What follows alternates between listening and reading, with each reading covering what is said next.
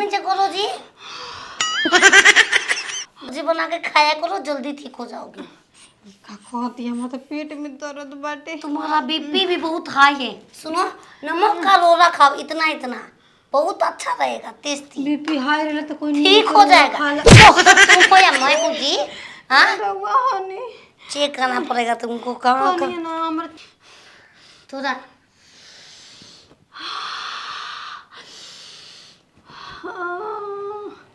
बता छूता है काजी तुमको। तो बता ना छुई हमरा के। इसीलिए तुमको हो गया है। का हो गया? बायोलॉजी में इसको क्या कहे हम? का बायोलॉजी हो गए तेरे को। सुई देना पड़ेगा। का सुई इका कहता नहीं रहुआ। देखी दवाई देके फरिया दी। अब हमरा सुई से डर लागेला। दवाई तो देवे करेंगे जी, लेकिन जानती हो बेटा दिन तुमको अलग से सुई देना पड़ेगा। बेटा दिन का वो थोड़की में लगेगा का सुई। ढुड़की में सुई। देखी ये वाला सुई इसमें डालेंगे, इसके बाद तुमको करेंगे। कराओ बेटा, हरा हल होगा। ये क्या पिछवाड़ा में मार दी सुई, लेकिन आई जा नहीं, डोरी में नहीं। रुआ लेना। धोने में करेंगे जी, पेट दर्द करो तो गान में देके क्या करेंगे हम? आगे करो, आगे झुको। देखिए मैं डर लागता है। आयु मैं सुनो, सुई लेने के बाद घर पे जाना नो, भतार के साथ 4 दिन सोते रहना। अरे आवा ले ला दवाई हो सुई में। छिनरी के कहनी के लिए कह ले जा दवाई, भाग गए।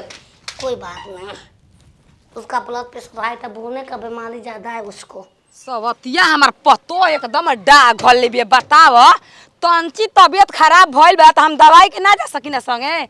कहत या लिया चल, उ त पटना बनारस लिया चल, न त हम औजा दवाई ले हम अपने से दवाई ले ले।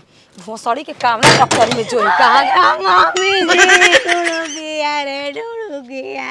करा का हो बोले का भइल रे? का भइल? घुमाई जाना सुई टूटल।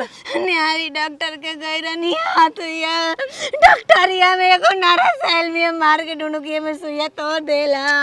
संगे ना कोई अकेले जाके ढोणी में सुई तोड़वा के चल देख रे।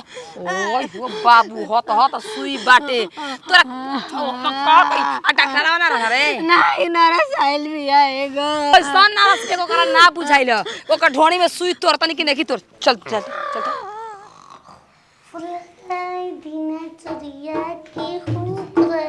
अरे दू खोराक दवाइया बा ना, ओमा 4 खोराक बना देवे के बा। हाँ ठीक, खुराक के दवाई ठीक ठीक। ए जी का चेक कर देते हैं। चेक कर देते हैं। तुम आवाज में ज्यादा बोल रहे, दांतों से कैसे बात करना चाहिए? छिनोरो लोगन तुम लोग को थोड़ा सा भी तमीज नहीं है। बीपी तुम्हारा थोड़ा हाई है, मरचा खाया करो, ठीक है? पानी पियो, पानी भर भर के। यार कहि के डॉक्टर हम हई, अब भोसड़ो चेक तू कर तड़ू। आ जितना पागलपन तार चढ़ल बा ना, एक ही सुई मारो ना कि मर छेद हो जाई। जानते नहीं तू खाली था ना, तो हम आए थे तो बैठ गए थे। जब सारवा निकल ना के जो सुई दवाई के तौर देहात में, तब ही पगली एकदम आ जाले जी। का करी हम हो ई कौन बा? डॉक्टरी खोले वाला माने कुछाऊ, डॉक्टरी खोले वाला कुछाऊ हमर पतो के ढोणी में सुई देके नास रखले बड़ा आ तोरवा देबा। ढोणी में सुई तोरवा देबा के ला रे? जगह मैं रानो बैठा लिया हुए मेहरारू हम बता रहे जब नर्स बोलाइले बन त नीमन से दवाई दे। ए चाची देखा, हम नरस करस कुछ नहीं रखले। और छिनरी पगली आई रही, हमके बुझाता हुए ना इनका ढोड़ी में सुई दे देले बिया। केकरा कर के तार पगली? अरे रमेशर के पतो ही है। हम रमेश सारा के पतैया पगल घे घरी। तनी देखा अपन ढोड़ी हो। हाय हाय हाय का भइल बा ढोड़ी में? पूरा पी गइल बा। जल्दी डॉक्टर साहब निकाल दी ना त हम एफआर कर देब आपके अथी पर। देखो केस फौजदारी के नाम एफआईआर कहल जाला, फार ना कहल जाला। माने ऊ है एमा का करे के बा? आय एक सा बिलेट से बुझाता काटे के पड़ी। हां जी बताएं, हमर पतो कि कुछ हो जाई, कुछ हो जाई। ये जेल निकल बा कहीं बेड रोड नहीं खरा खले। चल हरियर का पर्दा वाला भीतर। अब हमू चलब। चल बाप रे बाप।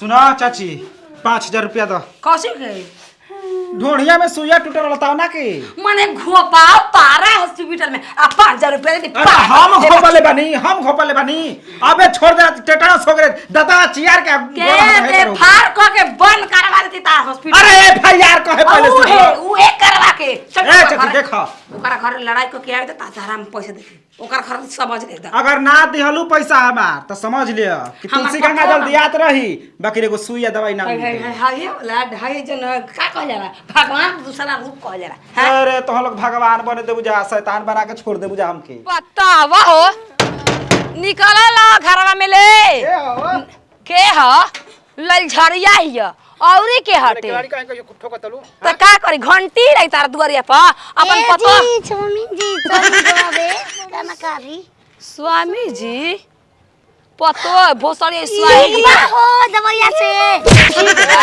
हमार पतो के ढोंढकी में सुइया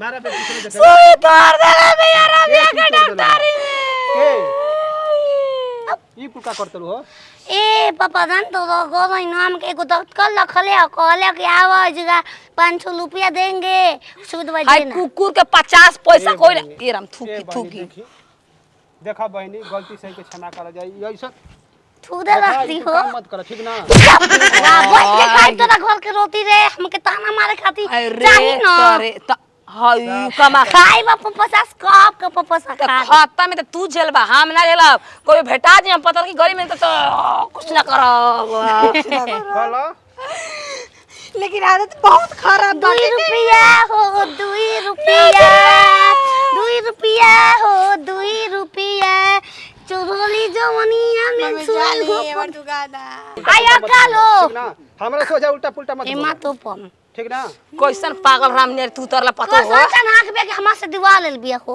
अरे ई जने से डॉक्टर नहीं रे तो हम जाने कुछ ना दियो हम तो लेनी देखो तो गाड़ी ना दा ठीक ना होई आवो भेजा के लड़ लो जइया तू बेटा हमारा से खाली तू हमारा कुछ ना करो का करो कुछ ना अरे जब साड़ी नहीं तो साड़ी माने हमरो के मरवाइबू तोर भा हाँ?